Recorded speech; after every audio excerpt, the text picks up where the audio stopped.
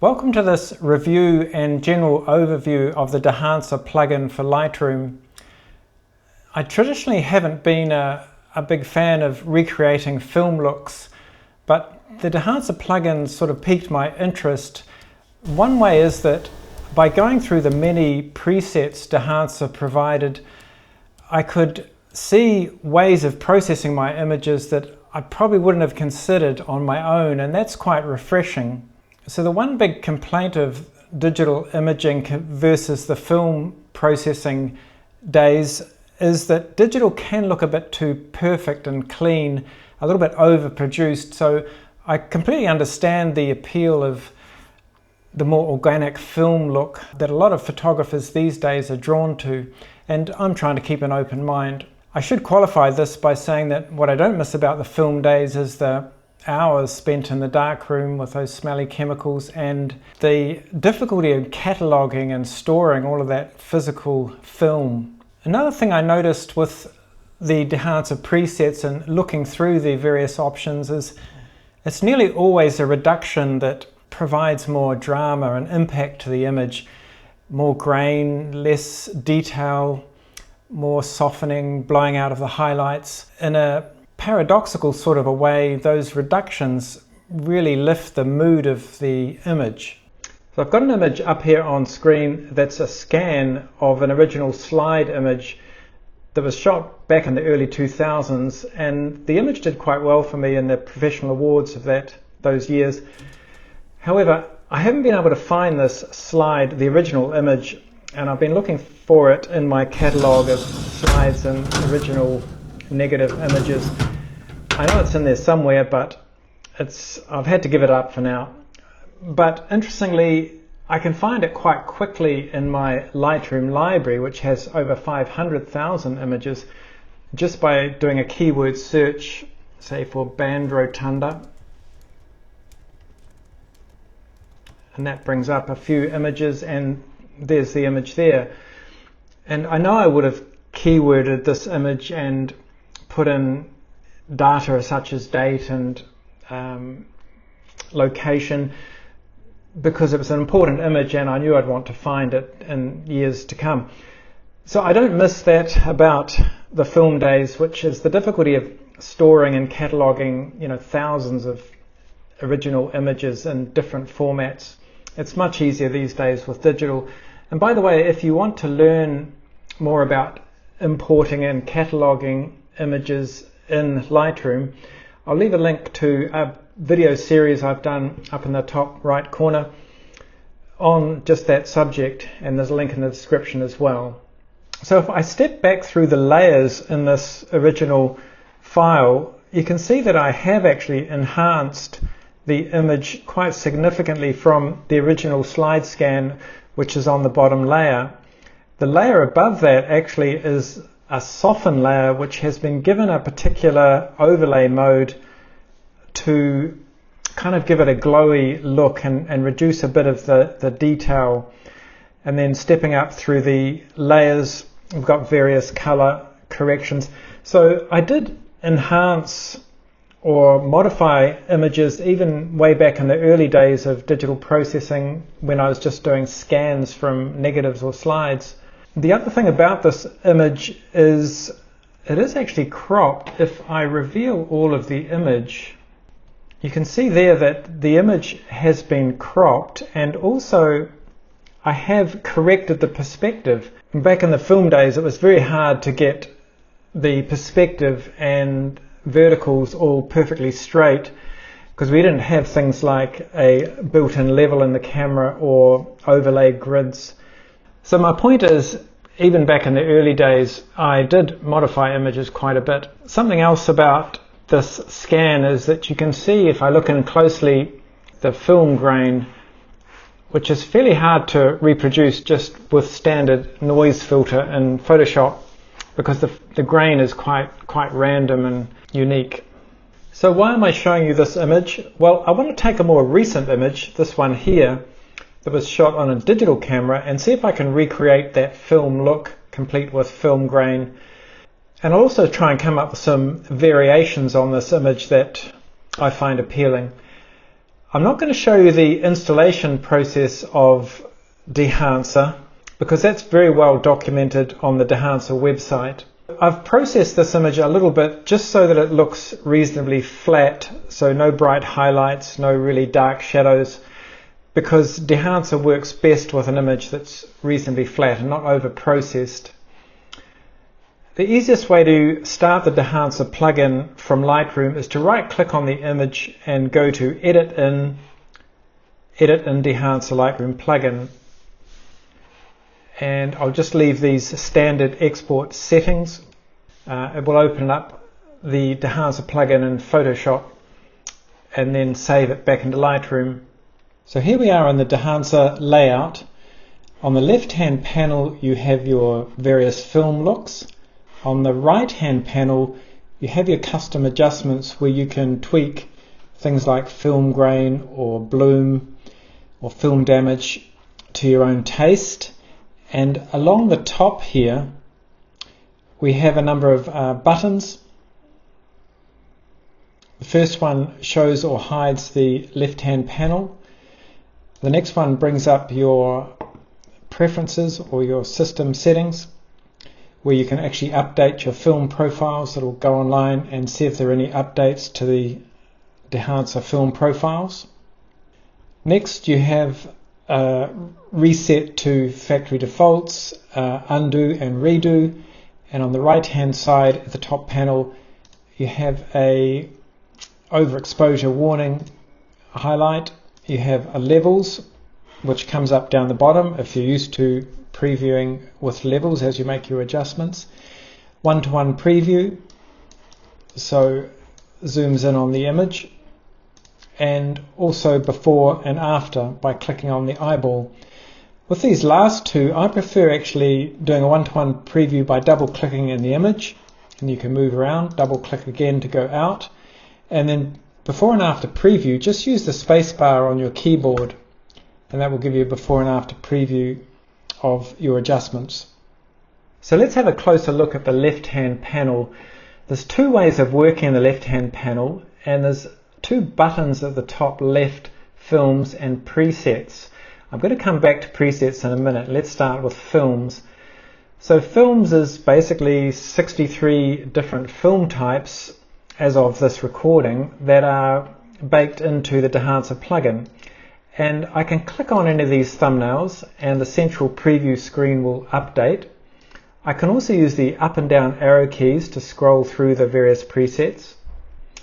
And I can also use the drop down menu if I happen to know the name of the film I'm after. Another way of narrowing down your selection is to use the drop down menu and change from all films to color negative or black and white, color positive, motion picture. There's a number of categories that you can choose as subsets of all films. Something else about the selection is if you hover in the bottom right of a thumbnail, you'll see a little heart pop up. If you click that heart, that saves that film type as a favorite, and you can view your favorites separately. So lots of different ways of narrowing down your selection of film types. Something else to be aware of is this push-pull slider, which actually refers to an analog film processing technique where the developer would leave the film in the solution for longer or less time depending on whether the photographer thought they had overexposed or underexposed a film. So it kind of works like a brightness slider, but it's not quite the same, but you can think of it as a brightness slider.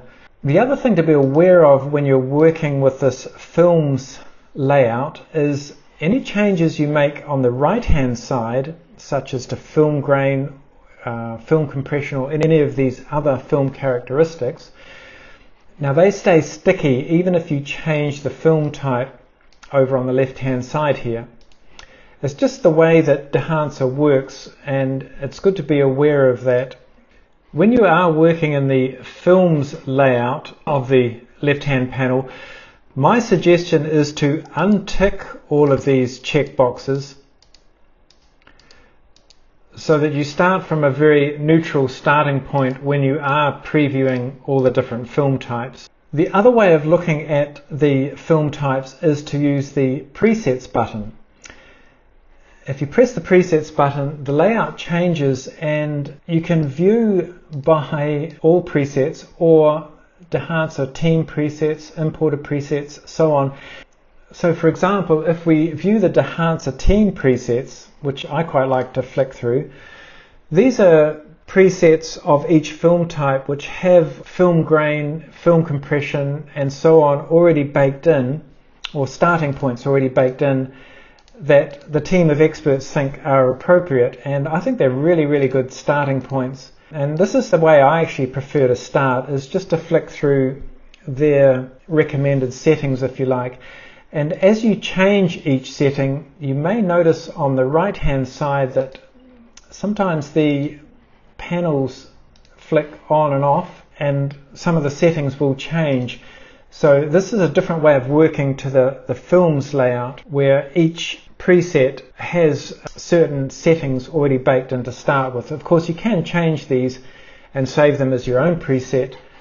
So for the purposes of this demonstration, I've narrowed it down to 5 favorites, which are quite varied. I've got a couple of black and white versions, one quite creamy one, and one quite a standard black and white processing.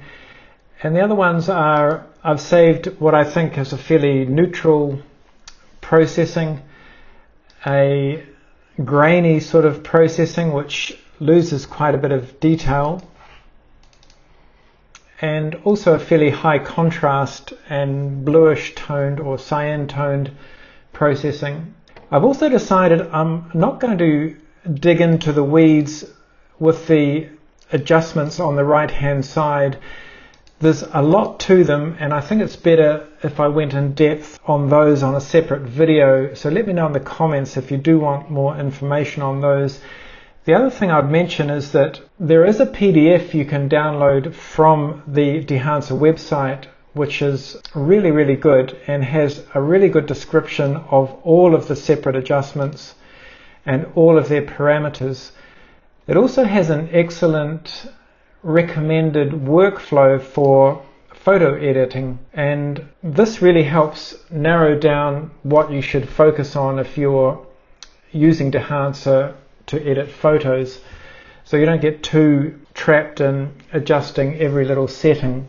If we have a look at the Dehancer website also, it's very comprehensive, and there's a lot of learning tutorial information, articles on there, and updated quite regularly. So the Dehancer website's a really valuable source of documentation.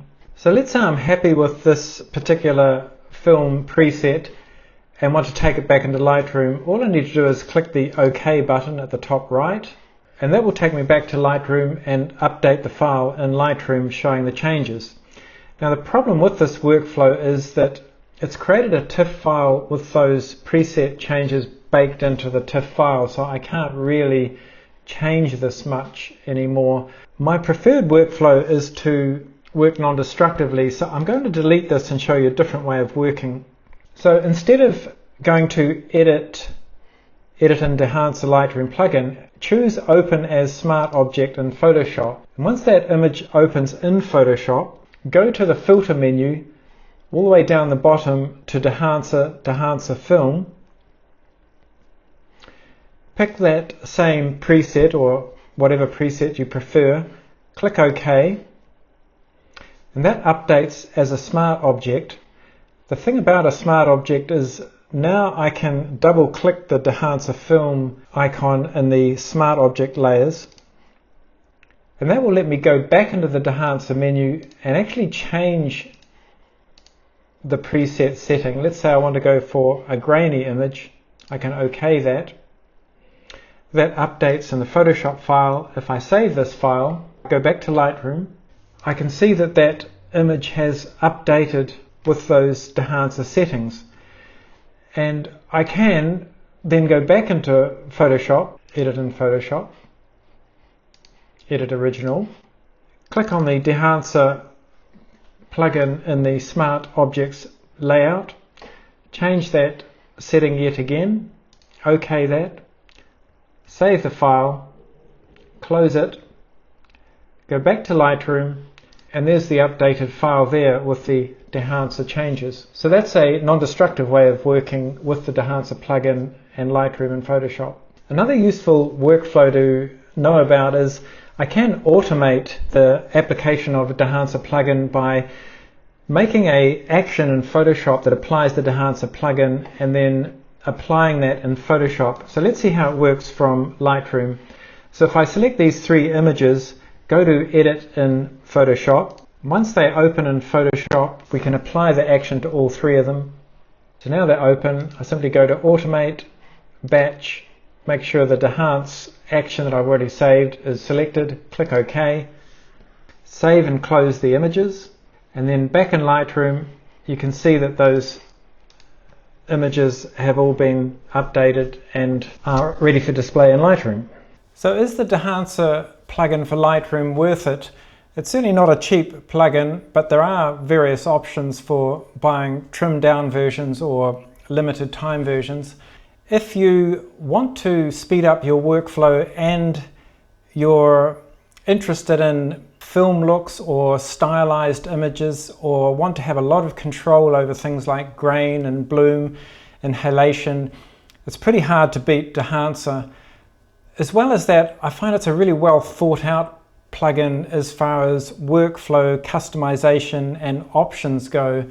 And I've been quite impressed with the documentation that comes with it and the support and the comprehensive website that goes behind Dehancer. So all in all, I'm pretty impressed with it and can see myself using it long term. Let me know in the comments if you want me to do a more detailed video on the specific custom adjustments you can make to things like grain, halation, bloom, all those film characteristics that are quite comprehensive and would have made this video very long if I'd included them. Thanks for watching and hope to see you in the next one.